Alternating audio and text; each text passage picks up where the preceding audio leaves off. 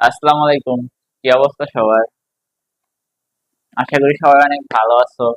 তো তোমাদের দয়ায় আমিও ভালো আছি। তো আমরা পড়তেছিলাম কি সরলরেখা চ্যাপ্টার। সরলরেখা কি ম্যাথমেটিক্স এর ফার্স্ট পার্টের 3 নাম্বার চ্যাপ্টার সরলরেখা। তো তোমরা জানো কিনা জানি না যে সরলরেখা কিন্তু আমাদের মূলত স্থানাঙ্ক জ্যামিতির একটা অংশ। 9-10 স্থানাঙ্ক জ্যামিতি পড়ছো, তার ভিতরে 3টা পার্ট ছিল: সরলরেখা, বৃত্ত আর কনিক্স। তো সবকিছু নিয়ে ডিটেলসে আলোচনা ছিল না, জাস্ট তোমাদের ধারণা দেওয়া হয়েছিল। বাট তোমরা এই 9-10-এরই সরলরেখা, বৃত্ত আর এই কনিক্স নিয়ে যে স্থানাঙ্ক জ্যামিতিটা ছিল, ওইটারই ডিটেলসে ইন্টারভিউ দিয়ে দিচ্ছে যে সরলরেখা আলাদা একটা চ্যাপ্টার, বৃত্ত আলাদা চ্যাপ্টার, আর কি কনিক্স। তার ভিতরে সবচেয়ে সহজ লাগে, ইভেন সব ছাত্রই অনেক সহজ ভাবে নেয় এই সরলরেখাটা। সরলরেখাটা হ্যাঁ অনেক সহজ, ঠিক আছে, বাট দেখো তোমরা যদি না পড়ো, বাট 9-10 একটু পড়ছো, ওইটা নিয়ে থাকো, তাইলে কিন্তু হবে না ভাইয়া, পড়তে হবে। সহজ হইলেও দেখো বোর্ড কোশ্চেনে অ্যাটলিস্ট একটা কোশ্চেন সরলরেখা থেকে আসে, ইভেন এমসিকিউ এ তো অ্যাভেলেবল। সো হ্যাঁ, অবভিয়াসলি সহজ, সরলরেখা সহজ। এবং নাইন 9-10 যে তোমরা সরলরেখাটা পড়ছো, 90%ই ইন্টারের।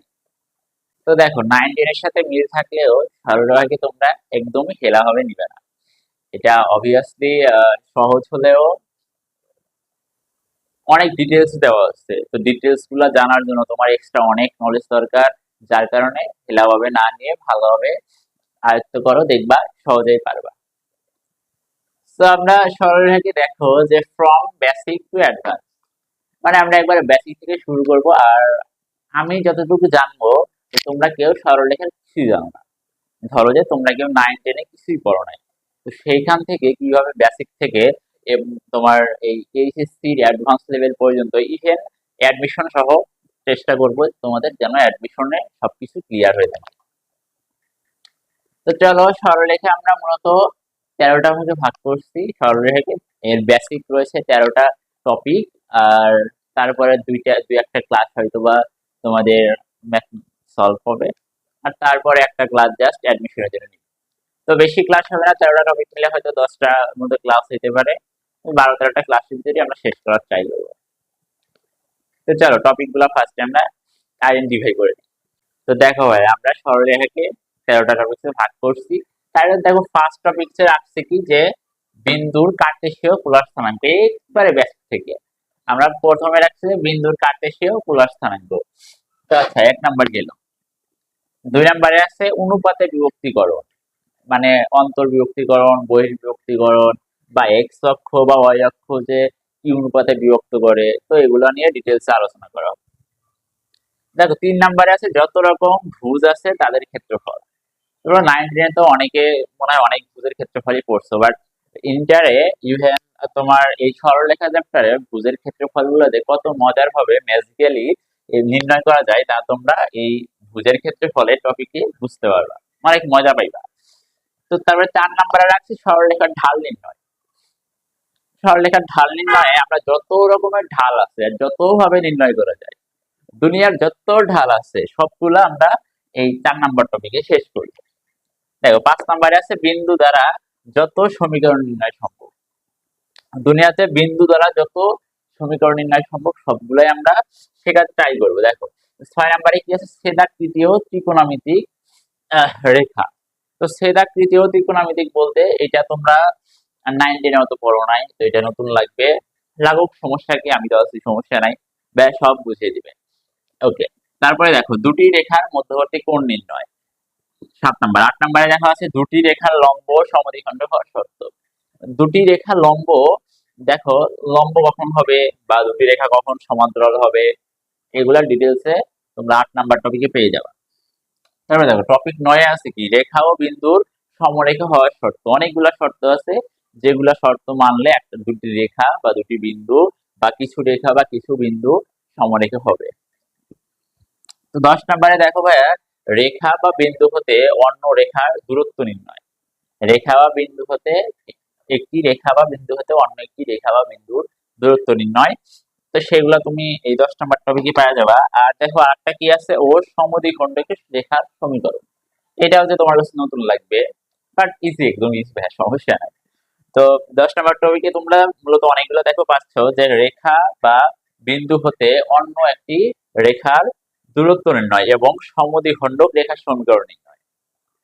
তো 10 নম্বর বিশেষ করে তোমার সিকিউ আসে, এমসিকিউ খুব কম, সিকিউ সিকিউ এর জন্য 10 নম্বর ভেরি ভেরি ইম্পর্টেন্ট। ওকে, তো দেখো 11 নম্বর তাহলে কি আছে। আচ্ছা, দাঁড়াও আমি মুছে দিচ্ছি যে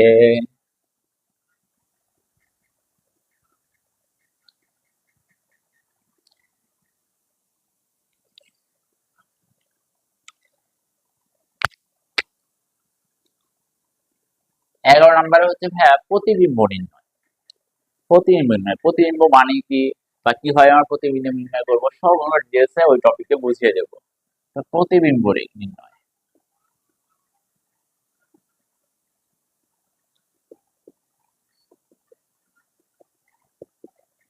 প্রতিবিম্ব নির্ণয় 12 নম্বরে কি, যত কোশ্চেন আছে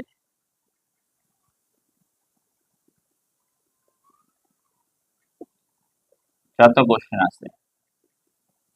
এখন ভাই এখানে তোমরা বলতে পারো যে ভাইয়া আপনি কোন বই থেকে মূলত কোশ্চেন গুলো সলভ করাবেন। তো ভাই এটা চিন্তা করার কোনো কারণ নাই। আমি মেইনলি তোমার কিতাব স্যারের বই, অক্ষরপত্র, এই দুইটা দেখে বেশিরভাগ ট্রাই করবো। আর এসএস এর বইও আছে, ইভেন যেগুলা বাদ পড়বে তোমরা চাইলে কমেন্ট করতে পারো। তো কি কিতাব স্যার, কিতাব স্যার প্লাস অক্ষরপত্র। ওকে, আর আমাদের 13 নম্বর হচ্ছে মোস্টলি ইম্পর্টেন্ট, সেটা হচ্ছে অ্যাডমিশনের জন্য যত সিকিউ এমসিকিউ, অ্যাডমিশনের জন্য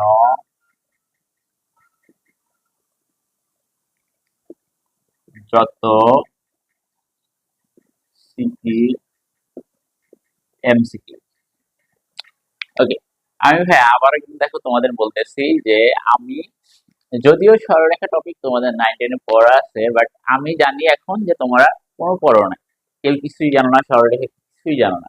তো সেই জন্য আমি এইভাবে টপিক গুলা এমন ভাবে তোমাদের ধরিয়ে দিছি যাতে তোমরা একদম কিছু না জানলেও পুরোটুকুই পারতে পারো। ইভেন দেখো এই যে বেসিক থেকে অ্যাডভান্স, অর্থাৎ প্রথমে আমরা বেসিক ছোট ছোট করে বুঝে তারপরে আমরা অ্যাডভান্স লেভেল, অর্থাৎ দেখো আমরা কিন্তু অ্যাডমিশনের পরেও এখানেই কোর্স শেষ করে দিব। তো আশা করি তোমরা এই যাত্রায় সবাই আমার সাথে থাকবা।